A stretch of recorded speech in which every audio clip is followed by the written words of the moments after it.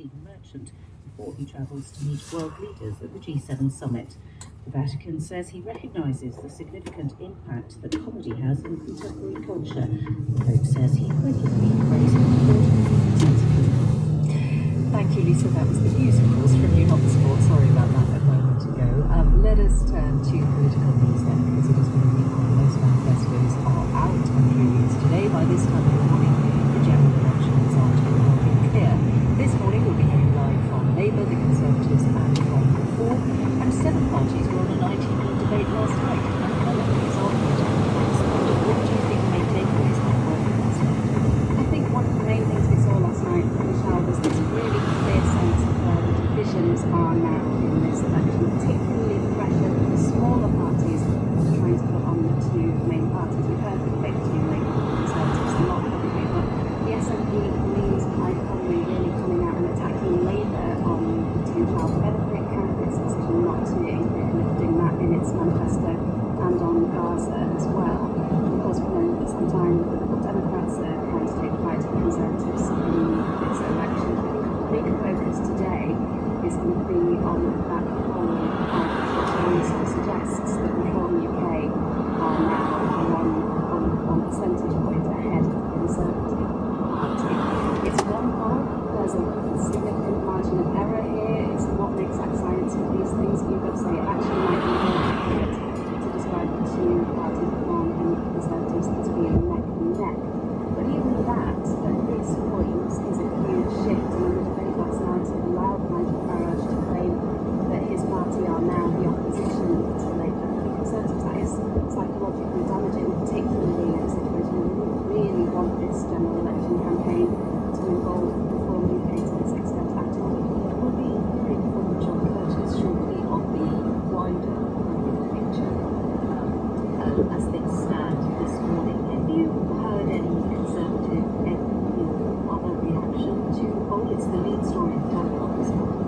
Yeah, we spoke to, I tried to contact CCHQ about this morning to see if there's anything that they particularly wanted to say about it, and haven't had a response yet, although it's only been an hour or so and it is still quite early in the morning. I think we know that there has been significant concern within the Conservative Party for long particularly about immigration and whether voters feel like they've gone far enough for those voters who want to see the immigration cut. We've known that for quite some time, that there's a concern that we think this will only exacerbate that, seeing this poll. It doesn't necessarily change anything, but it does a lot of kind of psychological damage to this election.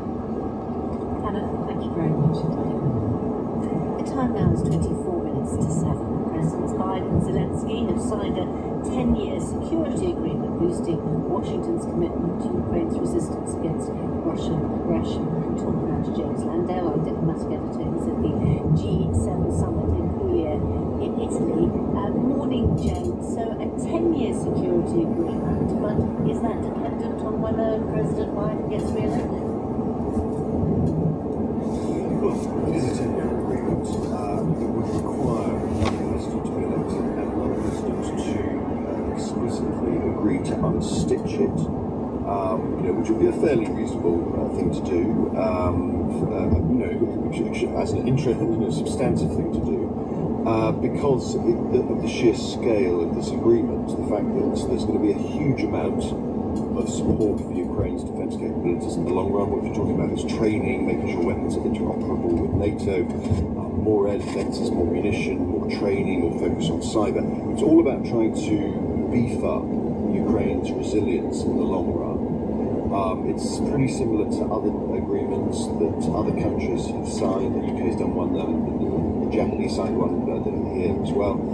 Essentially all trying to say more support for Ukraine in the long run, demonstrating long-term commitment. That's what this G7's really been all about so far. It's about the G7 countries and some of the other European nations trying to project this idea that their support for Ukraine will be long-term. That's why they've agreed this $50 billion loan using frozen Russian assets. That's why President Biden said there'll be 5 more Patriot air defences coming to Ukraine relatively quickly. That's why they've had quite a few of the countries have expanded their secondary sanctions against countries and firms that are helping the Russia war effort at the moment. So they're all trying to counter the narrative that was fairly strong earlier this year, that Western unity and patience was beginning to fray. But you're right, this is a relatively, how can I put it, electorally challenged G7. A lot of these leaders probably will not be here next year. And there's always the possibility that a US president, whoever she may be in the future, could unstitch them. That's more reporting, James, from G7 later in the day. Thanks very much. It is nearly 20 to 7. The UN's health agency says a significant proportion of Gaza's population is facing catastrophic hunger and famine-like conditions after 8 months of war. Thousands of children have been diagnosed with acute malnutrition. On Sunday, it'll be the Muslim festival of Eid al-Adha. International journalists continue to be barred from Gaza by Israel. Our correspondent Yolande Nell is with us from Jerusalem. Yolande, we've been speaking to UNICEF in Gaza, and we'll have that interview later on in the programme. They are telling us of the way they think that they describe the situation in Gaza for children at the moment is a war on children. Yeah, and I mean, you can see at the moment just the situation, the humanitarian situation. It hasn't been focused on so much in recent days because a lot of the focus has been on the diplomatic efforts to get a new ceasefire and hostage release deal. But we've had this week this independent group of experts at this UN agency, advising the UN agencies, that says it's possible famine is underway already in northern Gaza, and that, because we still have such fierce ongoing fighting, these restrictions of humanitarian access, that is impeding even the data collection to prove it. But we've had growing concerns about the deadly hunger, and there had been these warnings before that full-blown famine should be expected, particularly in the north of the Gaza Strip, even though there have been renewed efforts to open up other crossings to get more aid, especially food and clean water in there. I mean, it's just a reminder of how now going into the Eid al-Adha holiday, this is a time Muslims all around the world will be kind of going shopping for new clothes, getting ready to feast with their families. I mean, displaced Gazans, they're unable to celebrate, they have no money and no food, and it's just a really desperate situation. You have this widespread destruction in Gaza. I have been speaking to people there in recent days who just talk about the awful daily living conditions that they are enduring. There are no hospitals to go to in the main, and it's just a really, really difficult time. What's the extent of the fighting at the moment? What sense do you have of the intensity and the loss of life, whether amongst Israeli soldiers or Hamas or other fighters? Yeah, I mean, we've really not been focusing on it so much, but in the past few days, been very heavy fighting in Rafah in the south of the Gaza Strip. In particular, Israeli tanks now pushed, having gone from the east, worked their way right across to the west, close to the coast. You've got warplanes, helicopters, quadcopters involved there. Locals saying that the past couple of days have seen the most intense fighting in that area since the war began. The Israeli military says it's carrying out intelligence-based targeted operations. It's eliminated what it calls terrorists and found weapons in tunnels in that area. There have been more street fights and renewed deadly airstrikes in the Zaytun neighborhood east of Gaza City, where Israeli forces have gone back repeatedly as Hamas has apparently regrouped. There were rockets fired from northern Gaza yesterday, a reminder that Palestinian armed groups do still have that capability. Yolande, thank you very much. The time now is 18 minutes to 7. Time for another look at the papers and the news websites. On the front page of the Financial Times, Starmer unveils £8.6 billion tax hit in bid to revive growth and end Tory chaos. That's their front page. The front page of the Times says conspiracy of silence on cuts in higher taxes. They're saying Sir Keir Starmer's gambled on growth in Labour's manifesto as he rejected warnings from, quote, defeatist economists that Britain faces 5 years of spending cuts and a tax rise if his party wins the election. The economist said Labour was part of a conspiracy of silence involving all the main parties over the state of the public finances and trade-offs that would be needed whoever won the general election. And The Guardian too saying their front page, Keir Starmer faced new questions over how Labour would pay to fix Britain's broken public services as he vowed to turn the page forever on potential being held back. On the Middle East, inside the Financial Times, music events such as Latitude and Download, it says, are coming coming under pressure to cut ties with Barclays over its perceived links to Israel, weeks after a similar push led Bailey Gifford to pull out on backing literary festivals. And they pictured the G7 leaders on the front page with the host Giorgia Meloni of Italy, the only woman standing there in the middle. And we will be looking later on in the programme at what President Biden in particular has agreed with President Zelensky about a 10-year military support agreement for Ukraine, and asking how that could weather Trump presidency if that is what happens in November.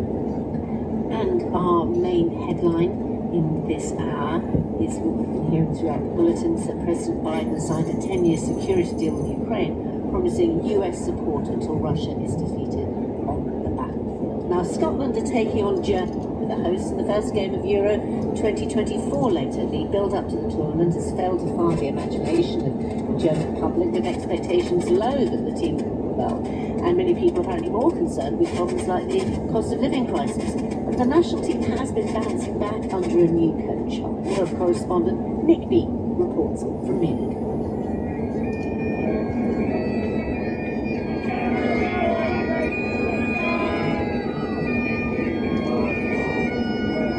Munich's historic centre, a rendition of the German national anthem, Scotland style. The visiting Scottish fans have brought noise and energy to a host nation that until now hasn't seemed hugely excited about laying on this footballing festival. But there are some exceptions.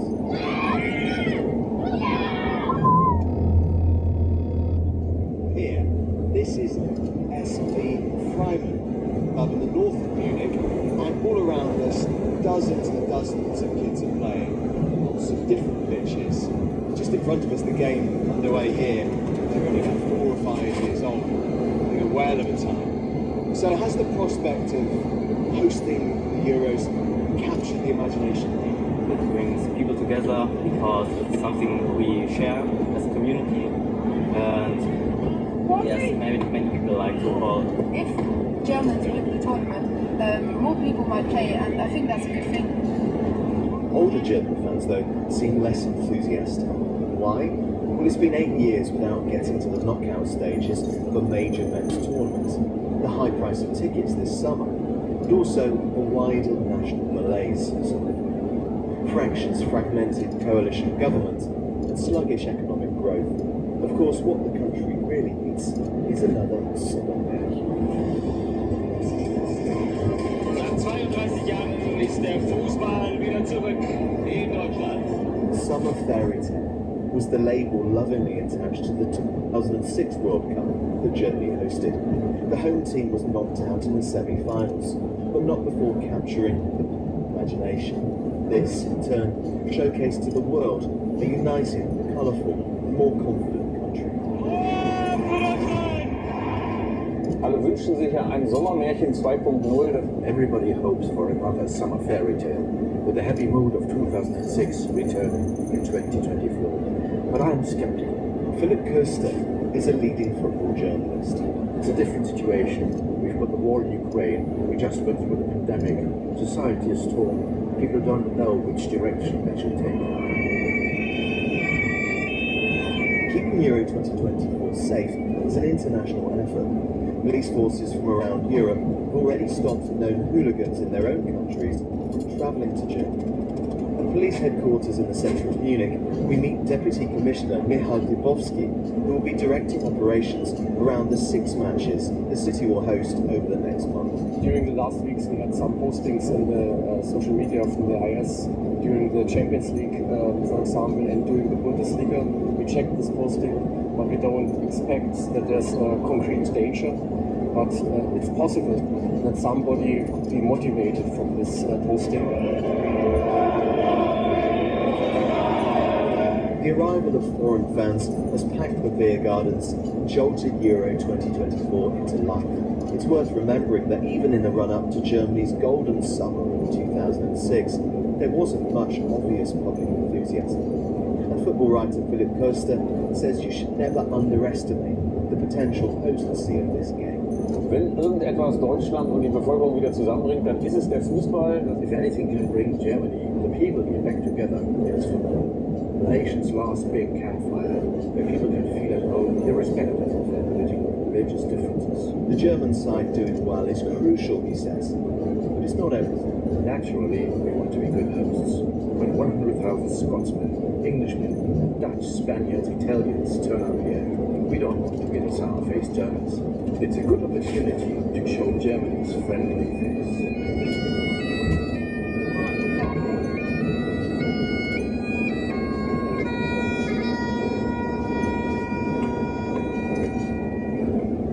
The time now is 11 minutes to 7. Two special programmes celebrating the life and work of Michael Mosley are airing today. Michael, the Doctor Who Changed Britain is on BBC One at 8 o'clock. It'll also be available in Gallagher. And then on Radio 4 at 11 o'clock, there's only one Michael Mosley. This Radio 4 programme will feature the last interview Michael conducted in the BBC tent as part of the Hay Festival on Saturday, May 25th, 2024. In the interview, How to Live a Good Life with Professor of Psychology and Cognitive Science Paul Bloom, Radio 4, Michael sets out how to explore the latest studies on how to make the best of the life we have. Here's Michael asking Paul about psychopath tests.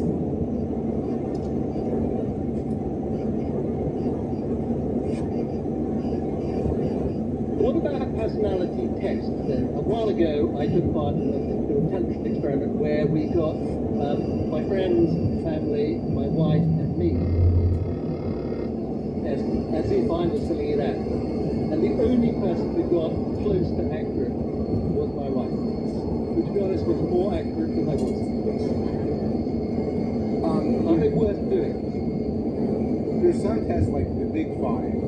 Let me see if I can remember. The Big Five judges you on 5 traits: openness to experience, conscientiousness or not being conscientious, extroversion, introversion, being agreeable or disagreeable, being stable versus neurotic. There's an acronym, OCEAN, if you ever want to remember the Big Five. That's pretty accurate, actually. And the people who know you best will tend to agree with each other on how you stand up for the 5. And again, the heavy idea which comes from psychology is that the people around you could know more about you than you yourself know. Because if they're around you a lot, they know you well. You have all of these biases, self-serving biases, that could lead you to the wrong perception of yourself. One of the scarier experiments I got involved in a while back was I filled in a personality test to see how warm, engaging and lovely I am, and it turned out by myself reporting I am a lovely, warm, engaging person. But as part of it, they also stuck me in a brain scanner and they showed me images of someone being hit by a ruler. And then they hit me with a ruler. And what they said is there's a bit of a mismatch. So I said, what were the results? The psychologist said, I'd send your wife out at this point. Because according to this test, I'm a bit of a psychopath. Is that a good insight? Is that going to help me in any way to lead a richer, fuller life? You know, John Ronson, who wrote a wonderful book called The Psychopath Test, says, if you're worried that you're a psychopath, you're not a psychopath. So the very thing that you're a little bit worried about means you're free. Real psychopaths never psychopaths. I find, look, the mind is the brain. All of our thinking, emotions, desires, everything is in here. The brain scanning methods at this time are so crude. The pen and paper test are better. And certainly, the testimony of people who know you and love you is a lot better than whether part of your hippocampus lights up when you see something. So, relax. Well, I think we can agree he was a lovely, warm, engaging person. There's only one Michael Mosley is available on BBC Sounds now and on Radio 4 at 11 o'clock. The time is now 7 minutes to 7. The Reform Party's manifesto for this election will be released on Monday. Last night, its leader, Nigel Farage, was on a 7-way ITV debate, and Richard Tice, who was the leader until recently and is now the party chairman, joins us now. Morning, Mr. Tice. Very good morning to you. How different will your manifesto be to the policies listed on your website?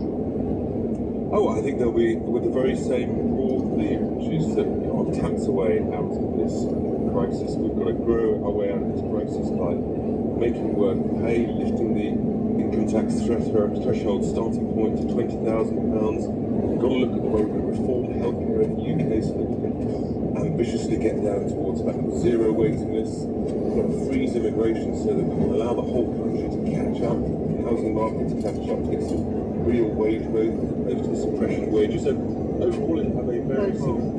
Okay, I'm wondering about things like deporting, offshore processing for all illegal arrivals, and sending people, for example, to British overseas territories for processing. That was something that Nigel Farage said was not a policy when I asked him about it. We're looking at all of the right ways in order to achieve the objective of having a proper, functioning, competent immigration system. You disowned that one. It's still on your website. That's why I'm wondering, is it still a policy or not? Will it be in your manifesto? As I say, all will be revealed on Monday, but we have to look at all the necessary potential ways of having a competent immigration system that removes those who've come here illegally, processes people quickly and properly, and stops the votes. And that's the key thing. You've got to stop the vote. Okay. On the NHS, he mentioned in the BBC debate about having a social insurance system like France. Is that good? Is that part of your manifesto? The point that he was making, quite rightly, is that the NHS and healthcare in the UK is no longer fit for purpose. Had a complete population explosion. We're spending way more on healthcare, yet the outcome, sadly, amongst the lowest in the Western world. We've got He said he prefers the social insurance model. Is that reform party policy? He was giving one example of the fact that we've got to reform the way healthcare is done. We've talked before about the need to use millions more independent sector operations. Even the Labour Party has started to agree with me on that. And actually, what we've also got to do is, for example, if you can afford to pay a bit more, we should encourage you to pay a bit more by giving you a tax incentive to use the independent sector, part of which is not-for-profit, to ease the pressure permanently on the NHS. That's different. Yeah, that's different from what he was saying. The key thing is waiting lists, making it better. It's exactly the same, because what you were saying is you've got to have a variety of ways, including insurance for those who can afford to pay a bit more, so that it's still free at the point of delivery. You ease the pressure on the NHS. If we do that permanently, then that is a fantastic thing. That would be a great legacy in order to change the way we do healthcare. We cannot accept record levels of waiting lists and the worst possible outcomes, even though the money that's poured into the NHS goes up and up and up. Okay, but a major reform to the way the NHS works, do you think that is compatible with getting waiting lists down quickly? Oh, completely, because what we know at the moment is the current system, which is pouring more money into the NHS, is patently failing. Waiting lists are not coming down, they're about record levels. We've got to be brave enough to think about doing things differently. In other countries, they literally laugh with a sense of sadness at the length of our waiting list. I'm delighted that it's only Reform UK is now having a proper debate in this election campaign to say we've got to reform the way we do healthcare in this country. That is the grown-up, sensible thing to do. Rather than anything sort of childish, 24 hours to save the NHS. We're done with it. We've got to get this sorted. We've got to be brave to have this discussion. And it's only Reform UK that has that courage. And I think the voters are ready to hear different options. Still free at the point of delivery, just to be absolutely. We've had Nigel Farage talking about being the opposition in the wake of this poll from YouGov.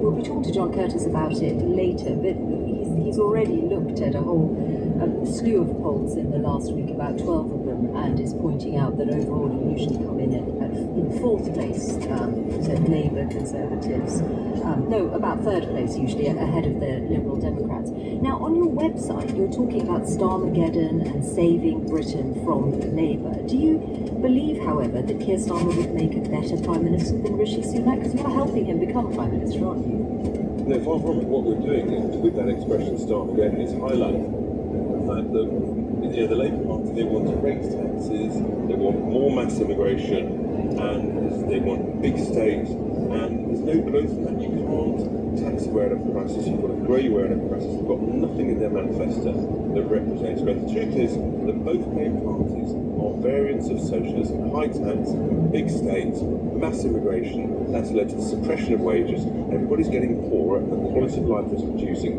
And we're highlighting that it's a catastrophe, and things have got to change. And what we think, and I think even Many other independent think tanks are recognising things are going to get worse before they get better until we have proper reform of the way we run and manage this country. Richard, thank you. Let's hear about the weather now from Simon King. Martha, it's unsettled again today with low pressure moving its way close to the United Kingdom. It's going to be with us actually over quite a lot of showers. Those showers will be heavy and thundery at times. Brisk winds too, especially in the far south of the UK and the far north of the UK. But equally there'll be some sunny spells. So across England and Wales today, some showers already across parts of Wales, southwest England. They'll become more numerous across many parts of the afternoon. Rest of any sunshine will be around northwest England as we head into this evening, perhaps North Wales as well. But temperatures still below the average for the time of year at 13 to 16 degrees. Scotland and Northern Ireland, here again quite showery, especially far north of Scotland where it's windy with some more persistent rain. Sunny spells though for western Scotland and Northern Ireland later on into the afternoon, and maximum temperatures of 14 to 16 Celsius. Thank you very much, Simon. Now Claire Balding has a new adventure coming up. Ramblings is on the road again, or I should say off the road again. Hello, gorgeous golden retriever. All right, I'm wild walks through the countryside in great company. I mean, this place is kind of the geography of my imagination. We were never allowed to be bored. It was always like, right, we're going for a walk. New series of ramblings with me, Claire Balding. With the tide being out, it's just a wonderful place to walk. On Radio 4 and BBC Sounds. Starts next Thursday afternoon at 3.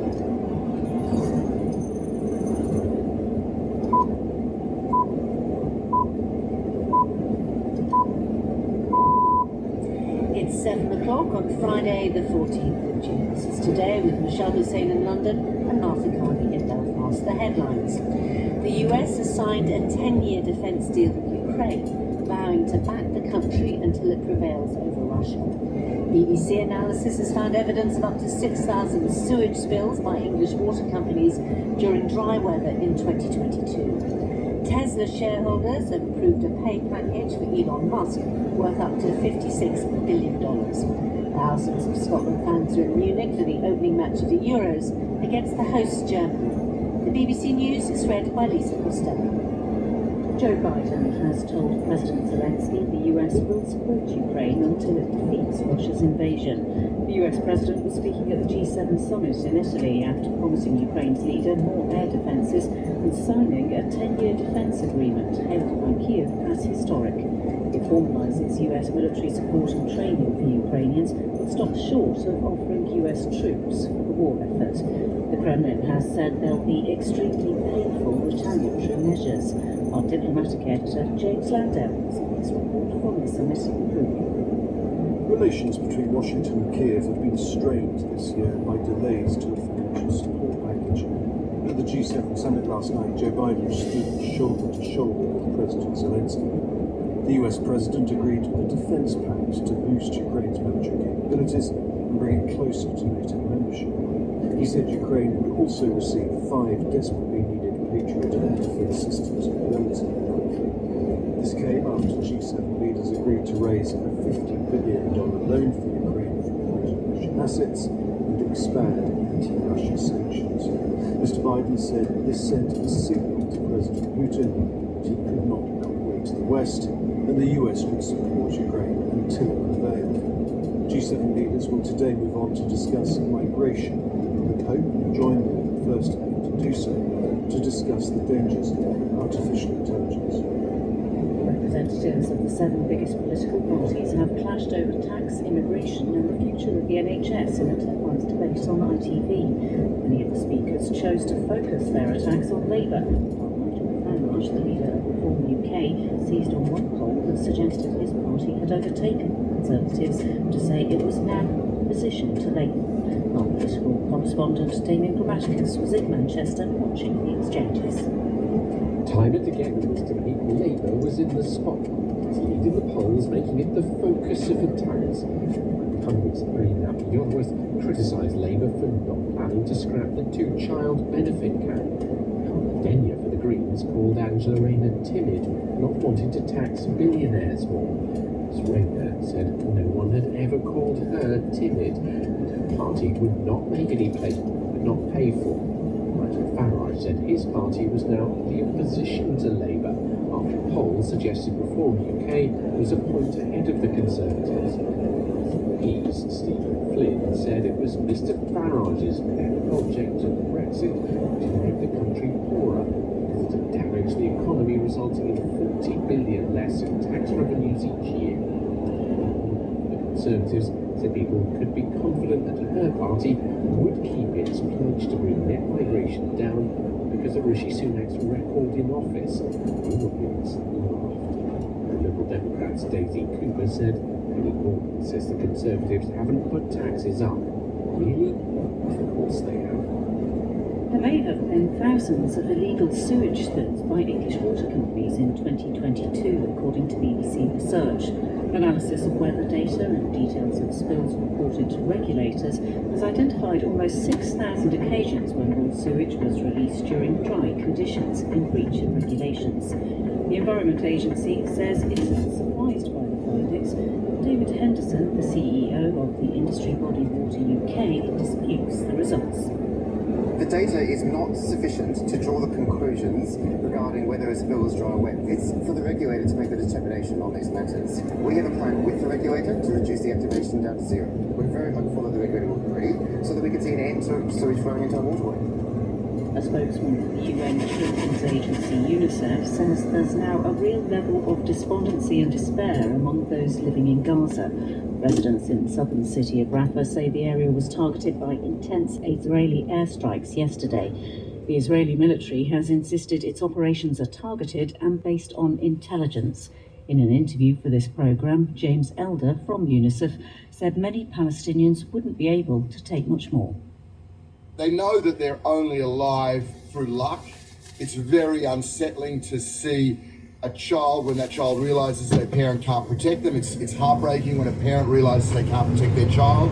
So increasingly I'm hearing people say, I just want this over. I'm happy if there's an airstrike on me tonight. And you can hear the full interview with James Elder after 7:30. Shareholders in the electric car maker Tesla have approved a pay package for the company's chief executive, Elon Musk, worth up to $56 billion.